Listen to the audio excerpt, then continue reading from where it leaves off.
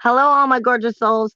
I wanted to make a video real fast because I've been just talking to so many people lately, and they're just so much feeling off. And I want to help those of you who I can. Now, before I go into anything on the astrological anatomy point of view here, and start speaking about chakras and blockages and what is going on with so many people within energies. I want to first say, because it's one of those disclaimer things, I am not a doctor. If for any reason you feel that you need to visit a doctor, please do so. However, if they start telling you, nothing really is wrong, it doesn't fit any of these situations, it could deal with the fact I'm talking to you, what I'm talking to you about right now, astrological anatomy. Now, with me being the creator of the Starlight Code blueprints, that's part of what I do. I don't just do astrology. I see into the blueprint of people. And there's so much energy. There's so much energy right now. And it's coming out physically within people, not just, emotionally, mentally. Your all of this energy comes down to how you store the energy within your body physically. And this is why we have to deal with our chakras and why there are blockages, and we want to open the flow and we want to clear these energies. Now, with that being said, I'm going to break down a little bit of what this is to see if it can help any of you. Because I know Mercury has gone retrograde, and I'm not blaming Mercury for this. But you also have Venus in retrograde, technically, I believe, until tomorrow. And then it will be in shadow. And you also have Uranus in retrograde. I believe it's until the 29th. Now, this has a lot to do because these energies are starting to shift. They're slowing down or starting to shift from retrograde to direct. And when they actually make a shift, they tend to stir up a lot of energy within the physical body, whether it's going from direct to retrograde or going from one sign to another. It tends to shift a whole bunch of neglected energy, stored stagnant energy within people. And when you have these planets doing these shifts, especially when they're next to other planets within the body, it starts to, stir a whole bunch of stuff up. You have Mercury, which has gone retrograde. Now remember, it was in shadow for like the last 2 weeks. Now it's retrograde. It still has about another 2.5 weeks, and then it will go back into shadow. So I'm talking about this energy truthfully within the next, right now, through to like the next 3 weeks of feeling this funky junk going on with you. And I'm helping you to understand what some of that funky junk is. Mercury went retrograde in Aquarius. It's not going to stay in Aquarius. It is going to go back into Capricorn. I'm going to come back to that. However, it went retrograde very close to Saturn. It was still within those 10 degrees of Saturn. Now, this is where it starts to make the energy within the physical body show itself. All right. Aquarius and Capricorn. First off, before we look at the planets, Aquarius is from the knees, the kneecap itself, which is going to actually address your thighs and your calves because that's what the knee is connected to. You have a ton amount of energy in Capricorn right now. You have Venus, which is retrograde there. You have the Sun, which is getting ready to move out, but go into Aquarius. You have Pluto, which is in Capricorn. Venus. Now hold on. Mercury is in Aquarius with Saturn. I already told you the other two are your knees and your calves for the most part. Saturn is everything that is your structure to what also sets the boundaries between you and the outer world, which is your skin. It's your skin, it's your teeth, it's your bones, anything that's actually separates you from the outer world. It's technically looked at as the skeletal system. Okay. And you're talking about it also dealing with your teeth because, oh my God, so many of you I've been talking to, and like I've been just biting my jaw like nobody's business, and gritting my teeth. That also has to do with Uranus. But hold on. Saturn is your teeth, your skin, your nails, your hair, anything that has to do with the structure of who and what you are that separates you from the outer world.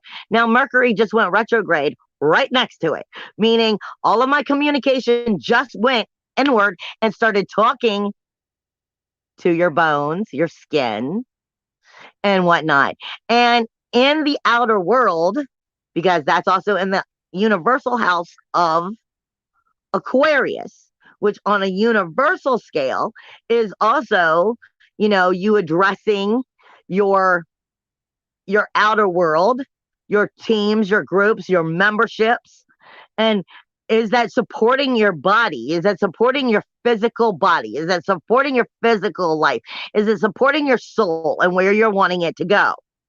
So you're looking at all of the stress that's coming from whether it is nurturing you or neglecting you, because that's what Mercury is going to be speaking to you about in this retrograde.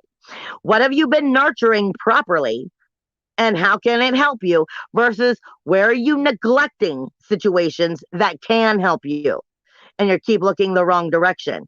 Now you're talking about it in Aquarius next to Saturn, rules, walls, and boundaries. Not to mention, Aquarius itself is a chakra.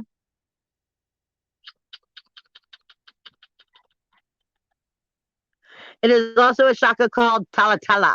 It is the calves.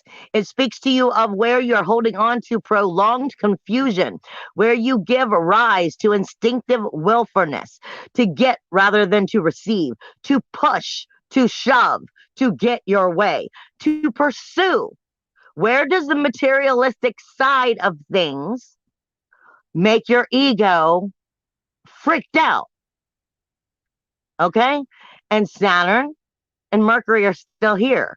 The communication that you're having within yourself, along with the proper rules, laws, and boundaries, versus where's the prolonged confusion of I don't know what to do. I don't know what to do, and I'm going to get pushy because I don't know how else to do it.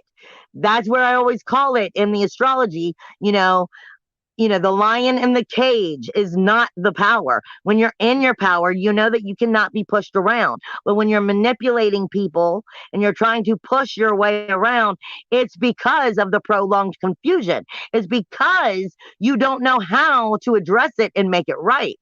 And this is part of these energies, whether it's coming through the legs or coming through the bones, coming through the skin, through your teeth.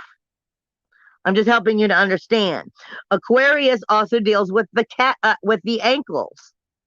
It is the true home of the animal nature. It is where selfishness prevails, meaning I'm only going to think about me. I got to only think about me. Now, there's a difference between narcissistic energy versus self-love. I tell people this all the time. Self-love means I need to tell you that I cannot be part of what you need right now because I need to be what I need. I need to be what I need so that I can then be the better person who is capable of giving you the love that you need. Versus, pushing, shoving, selfish. I'm only going to care about myself. When you are in true self-love, it starts with yourself, but then it expresses outwardly. That's the difference between narcissistic energy and self-love. Self-gratification, self-purification, self-esteem, self-value, self-worth. All right? Not to mention, like I said, Mercury's going to travel back into Capricorn. Capricorn is the knees. It's also responsible for holding the weight of the world, literally. The only thing that's more important on holding the weight of the world is your feet, because it's what carries you everywhere. And we're going to get there too. But you have Capricorn, which literally is what holds the the legs, the body, so that it can actually move and do what it needs to do. So it's holding all the chakras, all of the energy within the knees, and are they flexible or not? All right. That specific one is governed by jealousy, inadequacy, inferiority, helplessness. It's where you become combative. And the knees will tell you when you're you're fighting the world around you because of the way that it's going on inside of your head. But Capricorn is also the ruler, like the boss. It is the outer world. But Capricorn itself is also the knees, the joints, but it's also the skeletal system when we look at it from an astrological point of view. So you're talking about it getting into the bones again, the teeth again, the skin again. So Mercury's going to be coming into that. You have Venus here. Venus is still in retrograde until the 29th, meaning it's only talking to you. Venus is not just love. I say it a million times, guys. Venus is not just love. Everybody gets this wrong. Venus is your sensitivity, emotionally, mentally, and spiritually. But when she gets into your physical body, she's your emotional waters. And what are your emotional waters? Well, it's your digestive fluid. It's your urine, your bile. It's anything that is water, liquid inside of you, blood. All right? It speaks to you of how you're nourishing that. It's also your senses, your taste, your tongue, your saliva, your mouth, your touch. All of these are triggers right now on sensitivity, not just emotionally, but physically. All right. Then you have the sun, which is also going from, like I said, from Capricorn and into Aquarius. I think right on the 19th. It is your aura. It is your energetic energy. But it also speaks to you about your physical body. Are you physically feeling good? Are you physically able to keep up? It's your heart function. It's your circulatory energy. It's your spine, your vitality. So, what is all of these things saying to you at this time? Pluto is here. Pluto has got a whole nother subject going on. Your north and south node just moved into Taurus and Scorpio. Scorpio and Pluto have a lot of the same energy. Scorpio is your reproductive system, your sexual organs, your bowels. And the way I explain it a lot of times when I talk to people, and I don't know how a better way of saying it because it's just wrong, but that's the way it is. Scorpio is literally sex and shit. It is the birthing as well as the relieving. All right. It's like I say in tarot, it's the birth to the death and the reincarnation. Well, in the physical body, it's the sexual organs as well as the bowels and stuff along this line. Well, Pluto is the sexual organs as well. The north node, south node just moved into this energy, which is saying in Scorpio, everything that you're good at, but it's not serving you. So, where are you ignoring the energies? And now these chakras are starting to light up and go ding, ding, ding. It's time to have me inspected. It's time to have some work done on me. There's areas that you've been avoiding.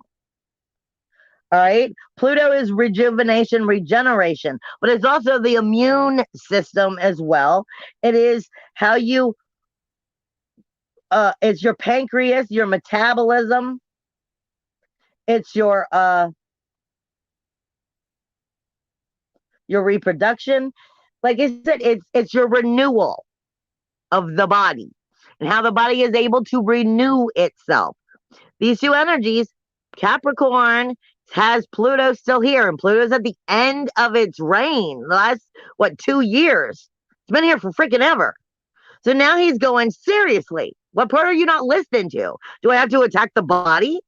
And in the north south node, it just went into actually the sexual organs, which means we're reevaluating what's going to happen with you this year on that level within the organs and your health of that chakra, which is also your root chakra, but it's also your sexual chakra and your sacral chakra. They technically are different. Like I said, I go into chakras that most people don't talk about. I don't just talk about the 7 chakras. Your uh, mm, uh, uh, uh, uh,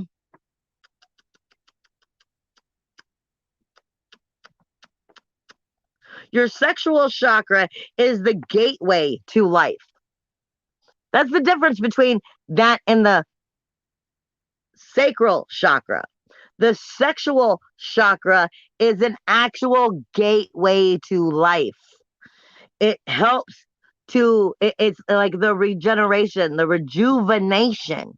Are you growing? Are you maturing?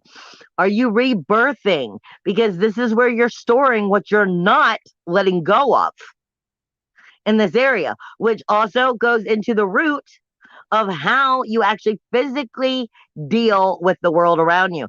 This is why I always say your root chakra, everybody looks at it from a point of view of safety and security, which means that my bills paid. Do I have a job? Yes, on a 3-dimensional world, safety and security is these things. But on a soul, on a spiritual level, you can't lose you. Do you get where I'm going here? You can't lose you. So when you're setting that root chakra, are you setting it from a 3-dimensional point of view? Are you setting the rejuvenation of life from a 3-dimensional point of view of what you feel, see, touch, need? Or are you taking your vibration higher, taking your manifestation higher, and cleaning out all that lower funky junk? This is part of what we're seeing within these energies.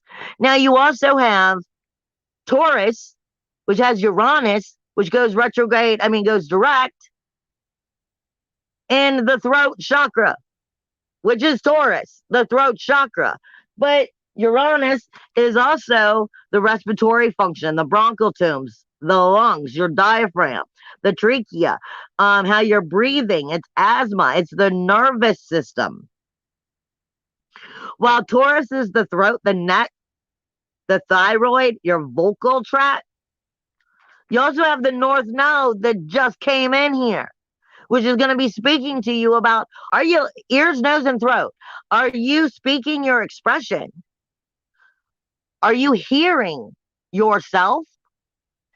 It's very important for the speaking of the expression, but also to be able to make sure that you're actually hearing others, and making sure that you're coming into vocalizing these things. If you're having, it could be very much that you're speaking too much and you're not hearing, or it could be the exact opposite. You're not speaking up, but you're hearing everything. This has to do with the way the chakras work. When they're out of function, they're going to throw everybody else out of function. Not to mention, Taurus energy is actually going to be scooping in with the zeal point, which is the back of the neck. And that's the chakra nobody wants to talk about. And I keep saying is one of the most powerful chakras. The zeal point, the back of the neck, is where all those negative headaches come from, where the ear and all of that is hooking up. This is also Taurus with Uranus in the North Node here, and everybody's about to start shifting in their energy or just moved in, which is also opening for psychic attacks. Because when you wake up, when you start to come into spiritual awareness, you start to physically feel and see and be part of the energy. That zeal point no longer is protecting you. It only protects you when you are not awake. It keeps you protected from all of the energies. However, once you become awake, it's your responsibility to be spiritually mature and to know how to send those energies through your system. So, this is about learning how to protect that zeal point so that you're not allowing all that negativity to come in, which actually opens you to psychic attack. And so many people are getting it all through here and they're thinking it's the throat chakra, but it's actually the back of the head. There's a lot of growth we need to do, people. And this is why I come out and I do these and I bring these little bit of information out because, like I said, as the creator of the Starlight Code blueprints, I see the blueprint of what is going on with the physical movement of the astrology in the body. And I'm trying to help you have awareness. By all means, if you have a Reiki healer, a tuning fork operator, healer, shaman, you may want to look into some of these energies. Look into, not just your crystals, look into your own meditation because this is going to be happening for the next 3 weeks in some of these cases, and in some of them even more. So you are definitely opening up chakras that have been like in denial. Like I said, this Mercury retrograde is stirring up what has been nurtured and what is being neglected. And it's trying to help you to see the direction. As Venus comes out of retrograde, goes right back into shadow and starts looking at dark things, as Uranus comes out of retrograde and starts going back into shadow and looking at dark things. I'm trying to help you see what your own body is telling you. I love you guys. Bye.